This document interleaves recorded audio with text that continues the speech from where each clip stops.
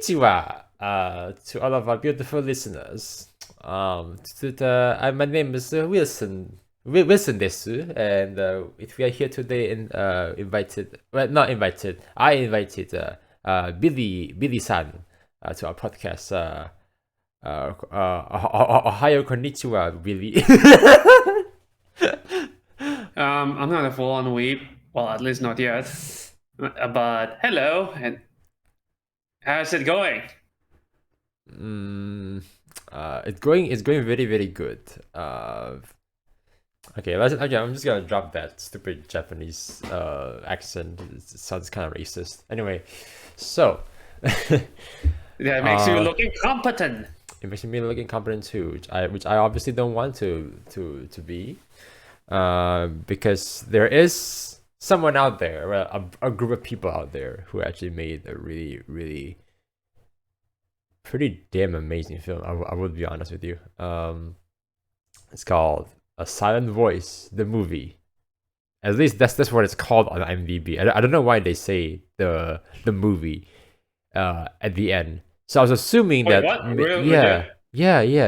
Huh? So Why? yeah, I don't know. So I'm assuming that maybe there is like some sort of OVA or maybe some sort of series, like mini series somewhere, but I could be wrong. Because even in the film there is like I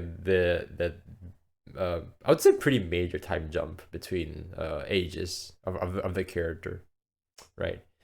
But we'll get into that soon. So this is directed by Naoko Yamada. What has he been? What? Oh, it's a woman. So what has she made in the past? Let me see. Anything I recognize? No. Oh, actually, one I do. Lucky Star. There, she made one OVA episode. It's a lovely show, I guess. Yes. Oh no. It's an amazing show. If you just want to have have a ball, you watch that on Saturday morning. Apparently, she's also a key animator for free. What? Seriously?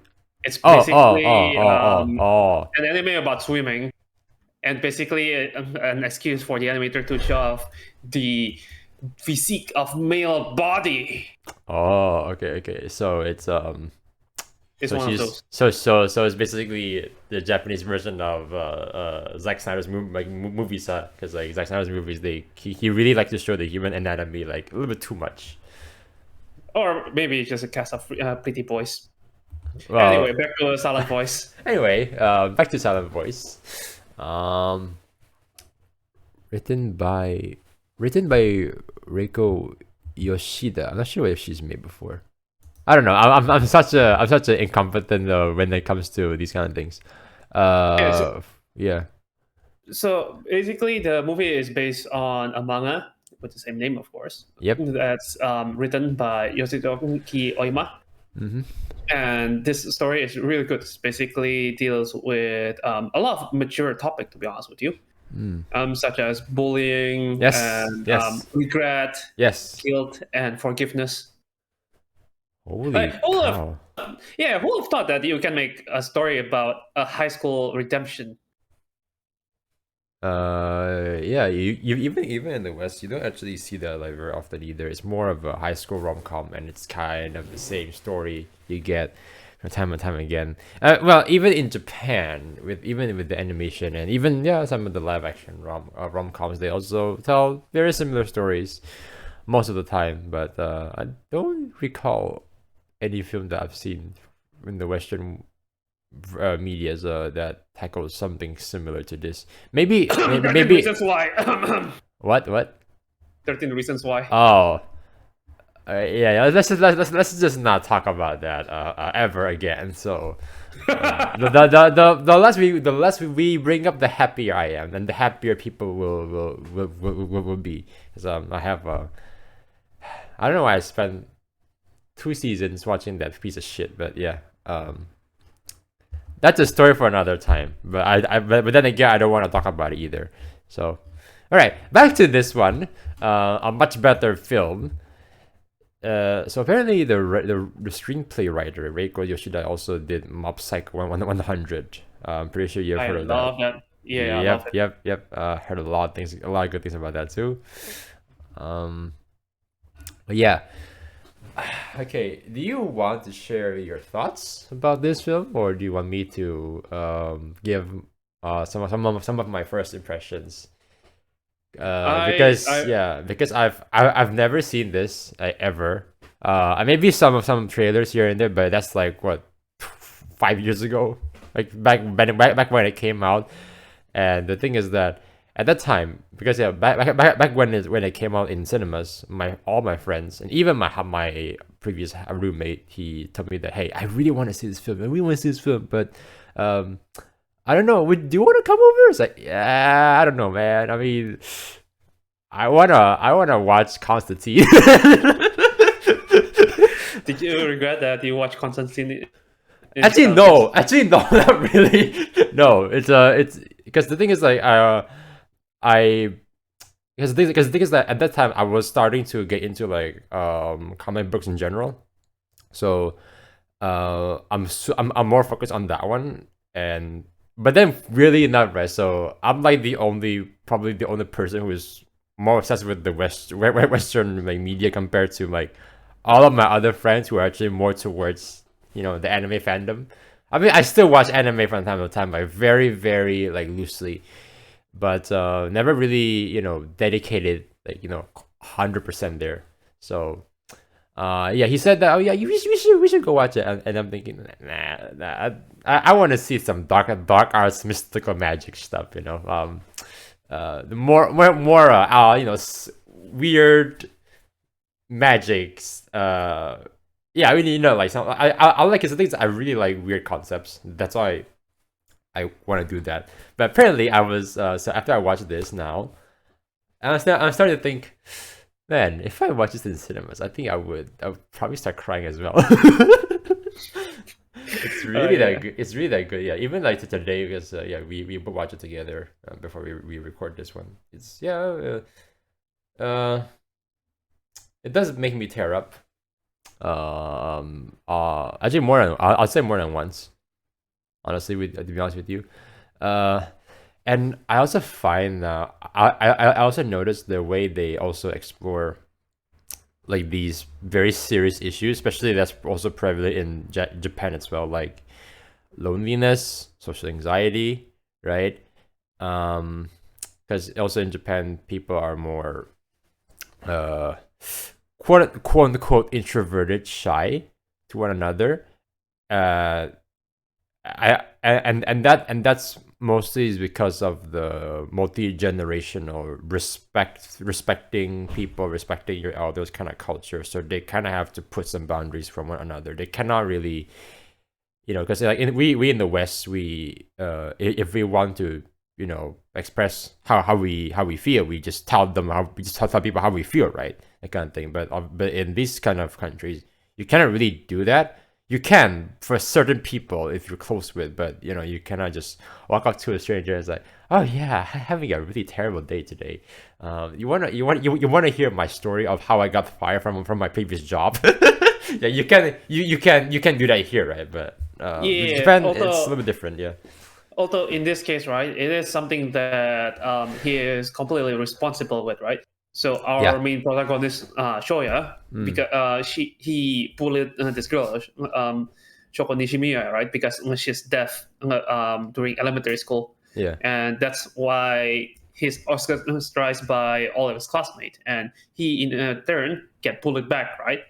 So there's that sense of personal responsibility involved. And of course, the associated guilt and shame. So in a sense, right, it is actually a much more engaging story. When you mentioned that isolation because of multi-generational gap and shit, right? I think it's something that's outside of your factor, and so you guess like, oh well, screw society and shit. But what happens if you can't do that though? But yeah. Yeah, I mean, you can't really do that. That's just that blaming mentality, victim mentality. But in this case, it is something that is more coherent, right? Because he did do that, right? It was also his fault. Yep. Yes, it And is.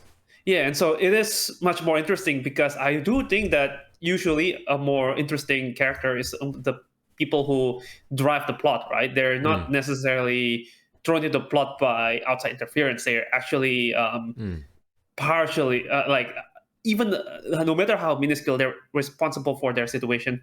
and I also like the fact that when they deliver, when they deliver these like really serious topics, it's because usually in the West they just play it straight to you. It's like, hey, this is okay. Either they play it straight or they dramatize it, but more on the negative aspect of it. So you feel like kind of shit after you watch the show, uh, Star Trek Discovery. um, not that one in particular, but I mean, you got my point. Like most Yep. of the like, Western media, they when they deal with this kind of thing, like it's more closer to like okay, okay. Okay, I'm just gonna bring another slightly better show called Euphoria, right? So in Euphoria, they have you have these bunch of kids, right, in high school where they all have like their own issues and insecurities. So like our main character, she actually is suffering through like depression, and the thing is that they played very straight to you that, hey, this is somebody who is suffering depression, and someone who's kind of a emotionally vulnerable, like I don't know, like 16-year-old girl. Yeah, 16-year-old girl, played by Zendaya, by the way. She's such a really good in there. Um, and it's quite real to the point that you're starting to think that, damn, um, because the thing is like, okay, yeah, for her case, it's quite serious. But then there's also other cases where some of them they're trying to do their best to be like look happy outside, that kind of thing, right? Like it's also similar to like how also we Asians also trying to save our face. So they try to appear really happy and outgoing outside, but that's kind of a coping mechanism actually, because in the Which was real actually covered in this movie too, right? oh yes Yeah, girl, because Shoko yeah also tries to keep her smile, just to because she thinks lowly of herself, right? Because she thinks that her deafness caused trouble to people around her, so she's yeah. trying her best to keep that smile, just to improve her, like to make herself seem more, I don't know, helpful, I guess. To not bother people, Yeah, I should say. yeah. Is that the respecting like mentality, the kind of thing? I mean, even in the West, also like we also have that, but it's not super like that prevalent. But yeah, I mean, even people also in the West, they also deal with this kind of issues like as well. Mm, so yeah, that's actually the reason why it's pretty relatable. For not only for these two characters, even all of them as well. There's like one chick there with who's with the black hair, the black long hair. Bueno, yep. What's her name? Bueno? Naoka Ueno. Not Bueno. No, no, bueno. Ueno. Omikasumi bueno, they said. What are you doing here? I hate you. Anyway, Naoka Ueno. Man, I really hate this character. Because it does remind me of somebody in real life that I would probably never be friends with, to be honest with you. Is the fact that she's but then also at the same time I'm also quite interested as well, because the thing is that like the way she views like the world around her, right? Her worldview is kind of a little bit unusual as well. She has that rebellious kind of mentality, even though she's not she's not a steampunk. Remember Yeah. that joke? Yeah. I suppose she cares to people around her in her own way, and Yeah, then yeah, of course yeah. she hates people who is not in that list, right? Yes, yes, yes, yes, yes. Yeah, she just doesn't really quite truly understand. I suppose here's the thing I about think I think it's not about truly understand. I think the thing is like because if she doesn't understand, then she wouldn't have the time and effort to actually.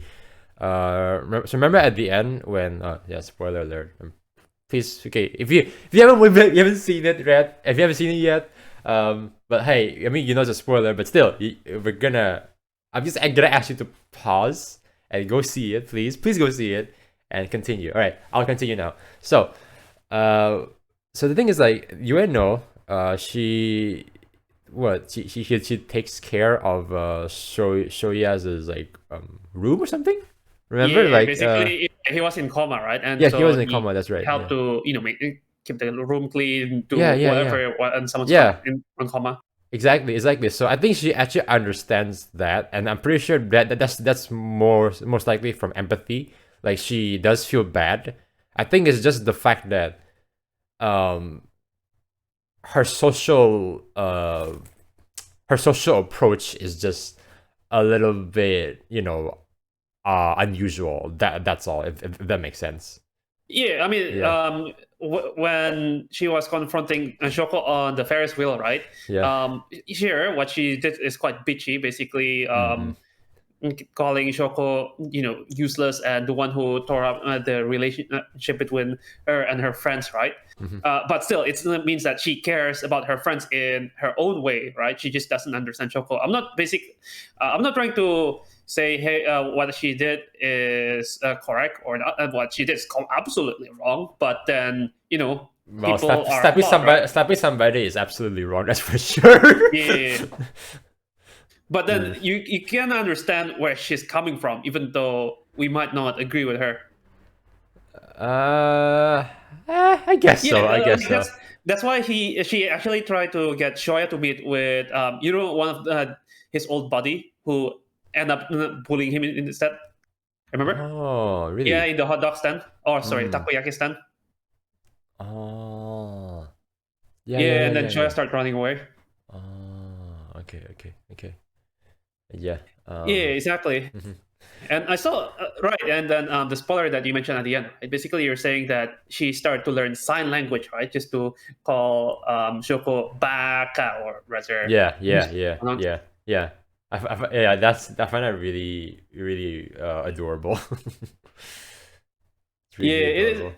it is adorable, but I think that's the point where it's a minor character development. She tries to understand even Mm. one step at a time. Mm. Here's the thing about the cast, right? I think the cast itself is written this way just to show many different kind of people who might get might be in a bullying situation, I should say. Mm. Mm. Like you have someone who used to be a bully and like Shoya, and then he wants to redeem himself because all the guilt that he accrued. And then you got Ueno, who used to be bullied but never asked for repent for it. And then Yeah. you have other people like Sahara, right, who she wants to stand up but she's just too scared. And then also, who's that girl, Kawaii, right? She's doesn't she didn't think it's her fault. She never claimed responsibility. Can't believe somebody decides to name a person kawaii, but yeah, it's just adorable. Yeah, Because it literally means adorable. It literally and to means that. put right, it's actually her family name. Yes, yes. So basically, her whole family is named Kawaii. Mm. The kawaii family. The The Kawaii kawaii family. designate. The kawaii designate family. Can you stop saying curse shit now, please?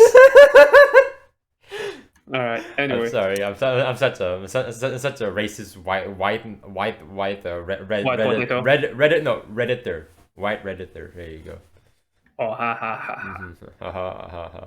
Yeah, and I think that the story really tries to does very well, just to show all of this character attitude towards this situation, I should say. What do you think? Do you like all the characters, even the ones that technically you don't like? Well, I mean, do you? well. The thing is that it's actually pretty good that okay. So one thing, right? I love them. Even the character design, it's actually, I would say this, like, it's really done very well. I mean, that's kind of not really like a it's not like a big accomplishment, because most anime you have to do that, and then, at least change the hair color. But no, this one is, they actually kind of go just a little bit further. So they basically design each person pretty differently, from the hairstyle, right? Especially the hairstyle. It's not only the hair color, but the hairstyle, the clothes they wear, their size, and their face too, right? Because you can tell well, based on their face and their expressions. That's right. Yeah, it's very distinct. It's very, very distinct. Because I think from what I've seen, like some other animes, they try to stick with the similar style to one another. So at some point, especially when I watched Kojias, right, I was thinking like, wait, why is my brain trying to think that the main character, right, who's like that rebellious, Lelouch, and his best friend, they have a like facial structure wise, they look the same. It's just a different hairstyle. I was like, why did you just give a bit of effort and maybe even change the face structure just a little bit? Just a little bit. I don't know, because I think hairstyle, it does make it easier, but I don't think it's that easier if you're starting to see them very especially I guess regularly it's fine, but I still have to, just to kind of use my brain a little bit more, just to know that these two people are completely different, even like your design. Let me tell you, right? That is still forgivable, because technically it's just us as people who are not part of their universe. A bit hard for us to recognize, right? But it's a different story. It's actually a plot point, mind you, because once I read this chapter on the new Prince of Tennis, right? I am not joking. Basically, these guys play tennis with their superpower and bullshit like that, and then like this one guy used a power that's not associated with him, and then apparently like, I'm not him, I'm someone else. So all he did just pull out a wig, and like, oh my god, it's so freaking ridiculous. It's acknowledged in the universe that they look all the same except just the hairstyle. Wow. Okay. Anyway, interesting. enough talking, ranting about other media. Back to sound voice. Yeah, I do agree that the character design is very well done. Even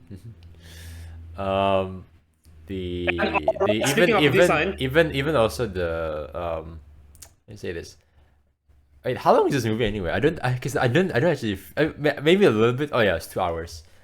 Don't really feel like 2 hours actually. Maybe it does drag a little bit at the end, just a little bit. It's I don't know, 5 minutes too long, but that's just super minor. Doesn't even matter at all. It's like just me trying to find something to complain about. But yeah, it's pretty even even the ending, right? That kind of also shocked me a little bit. Like, oh, because I thought there's gonna be he's gonna save the girl, he's gonna pull her up, and then once Shoko finally got a grip on one of the like some sort of I don't know, like a hole, and literally symbolically. Yeah. and then kind of lost his balance and just falls off. Like, oh shit. And I'm thinking, oh wait, oh no, they're not gonna do that, are they? They're basically, I'm saying that I thought they killed him at the end. It's like, oh no. I mean, here's the thing, right? I do think that usually in other stories, that is used as a cheap shock factor. Like, oh no, they're not going to kill him. It's just basically add unneeded drama. But then I think, which is also somewhat cemented by the final dramatic moment, is that it's a story that does deal about suicide, and so it just talks about how there are things that are how to put this, like, that is not worth it, and there are things that you should be strong and enjoy, basically, like with all the connections, I should say. So there is actually some plot significance rather than a cheap shock factor. And even if she actually died, right, I don't think it actually. I think it would help the movie maybe a little bit as well, to be honest with you. Oh, you mean like it takes a different direction, right? Not to say the movie is better with her dying. No, It's just a different direction. no, not Shoko, but Shoya. Shoya. If we actually ended up dead, I think it will actually. Heck, I would even say that I think the movie would even make even a bigger buzz than what it is like currently. Probably.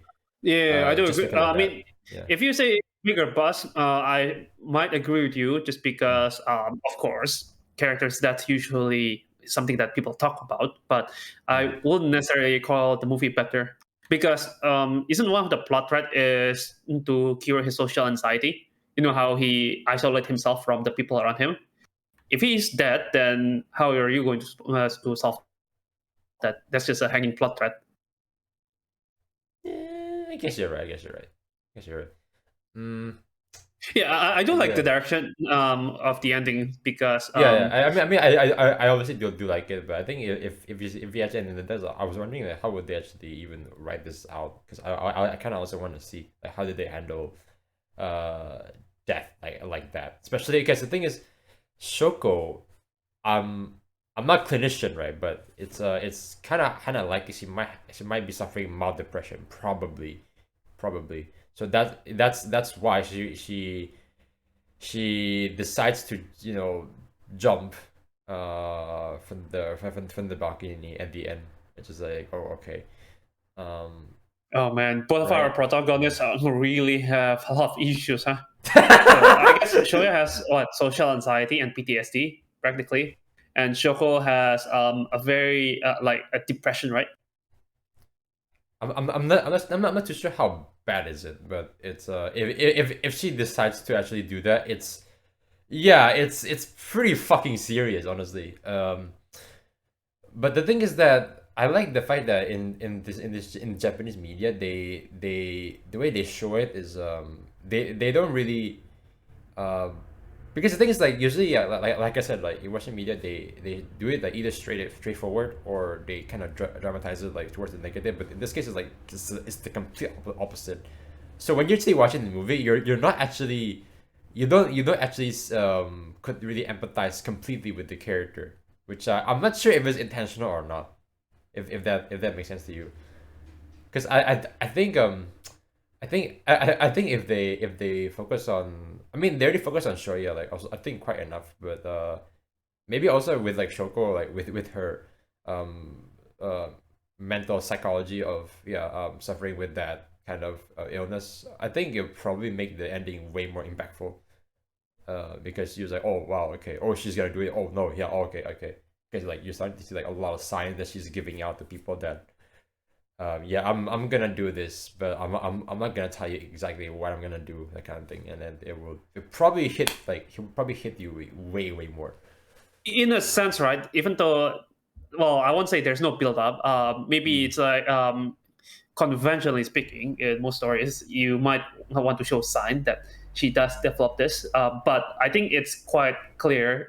I mean, we can instantly empathize why she wants to do it, right? Because Yeah. of of the nature of her deafness, which must be very difficult, right? So I think it's all right. Maybe you're right though. Maybe it can be better if we have more build up, but it's pretty good as it is. It is. Uh, what else is there to say?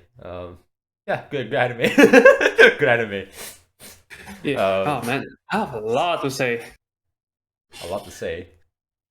Yeah, like for example, right? If you really think about it symbolically, Shoya has a problem speaking with other people, and the only person that he can easily open up to is the girl who cannot speak properly. Yeah, and that girl also has her own things to deal with. Yeah, and also she's the girl that who he used to bully, right? I'm actually also so glad they don't actually make them an official couple, which is actually like, yeah, like, yes, good. No, don't do that shit. No, just keep it. Yeah. What? Sorry. She What? likes him though. She likes him. Yeah. But the thing is, like, I'm glad the movie doesn't turn them to an actual official couple. Like okay, good. Keep it that way. I don't. Yeah, I really don't want it to yeah, for them. I mean, I think after the ending, I think I'm okay if they actually are a couple, maybe, and that's also like a question mark. But that's not part of, the point of the story, right? Yeah, no. Just that, yeah, because like a lot of people like to ship like fictional characters, and this is like one of those cases where maybe after the ending, yeah, sure, but I think during the story, like no, like no, no, no. Because probably probably what will happen is instead, they both will jump together. Probably. Come on, man, don't throw some dark shit like that. I don't know.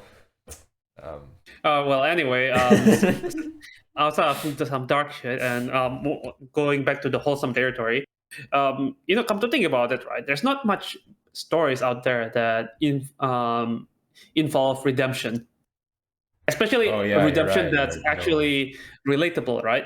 Yeah, I'm not talking some. Let me think of some redemption arc that I can think of. Basically, I'm not talking about some out there fantastical redemption bullshit. Like for example, in Naruto, where certain characters like, "Oh, I'm sorry, I failed you. I failed to raise you up properly, and now you're a mass killer." Not that kind of bullshitry. Just everyday, normal day-to-day life. Because sometimes, have you ever thought to yourself, right, that you did something bad, and you start to regret about it, and then you want to find that person, and then just truly say how sorry you are, and how sometimes it haunts you, and you want to make it up for it. Yep. Like no matter how small, I'm sure a lot of people have that thought. That's right.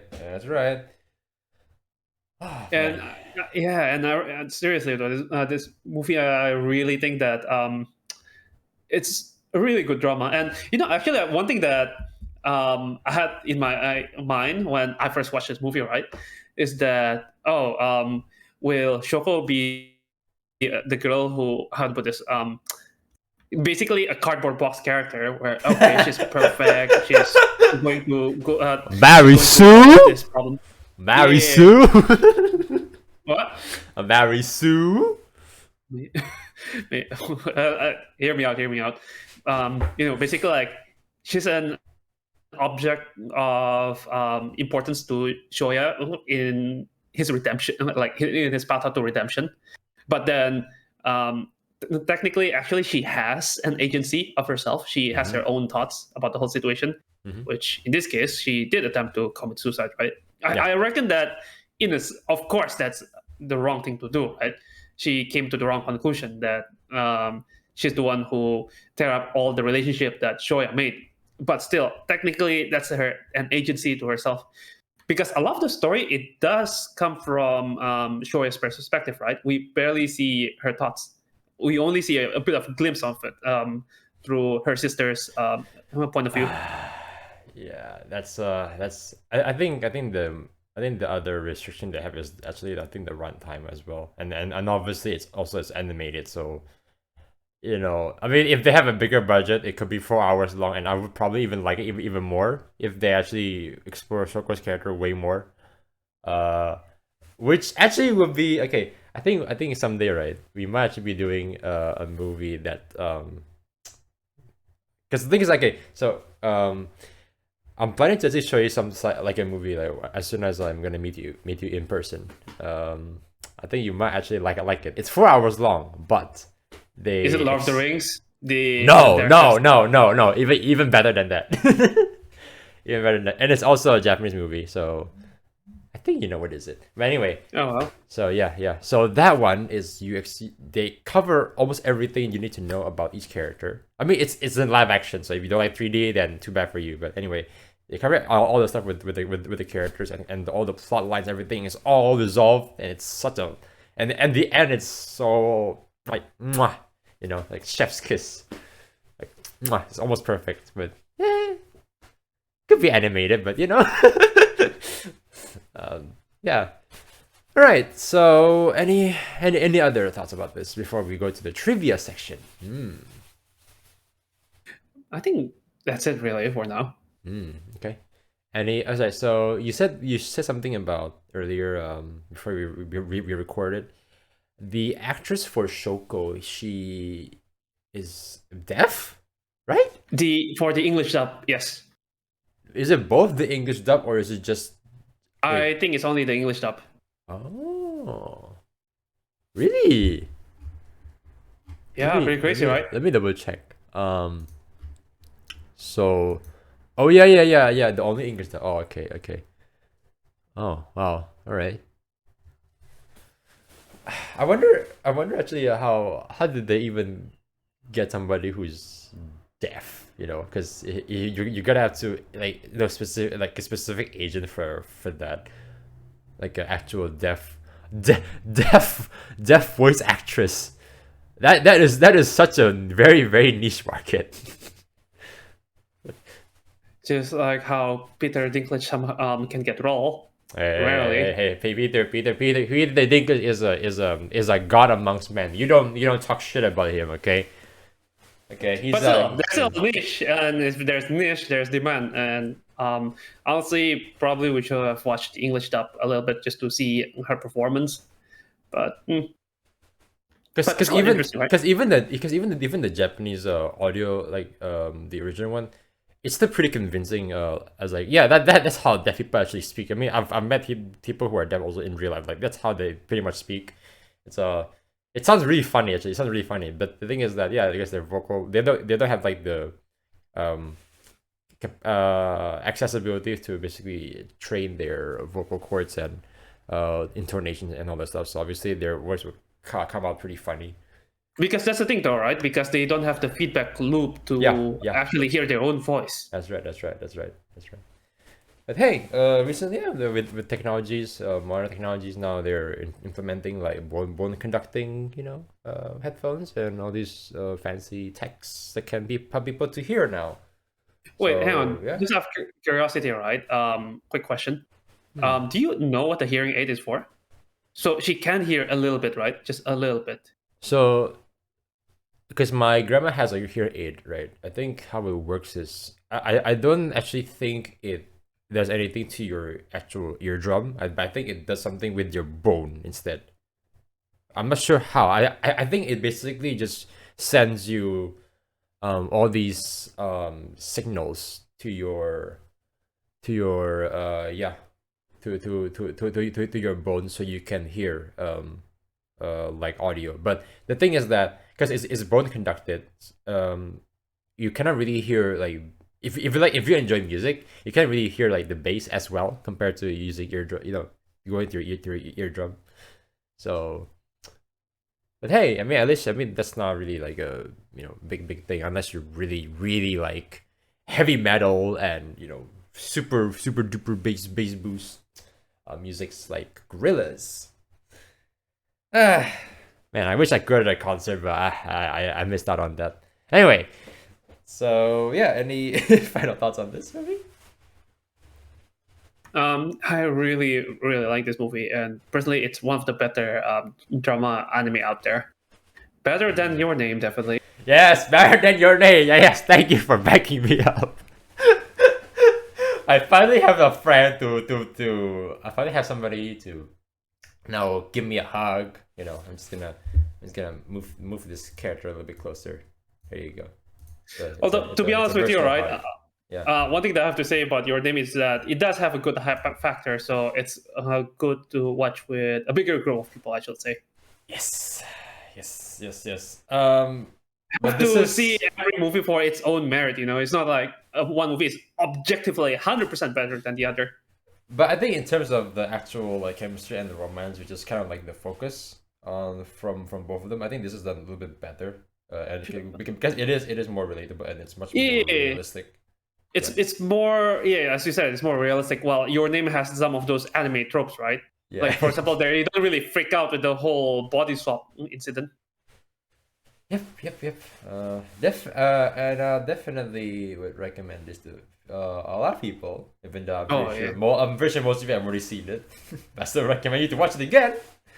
So please watch it. Please watch it again. I think this would probably be my next anime Blu-ray collection next to Akira, probably. I might actually very compressing work. What do you mean? What do you mean? It's so different in tone, and you put it next to Akira. Well, I don't have a lot of anime, like collection. I think because the thing is that I'm thinking to get Akira like in 4K.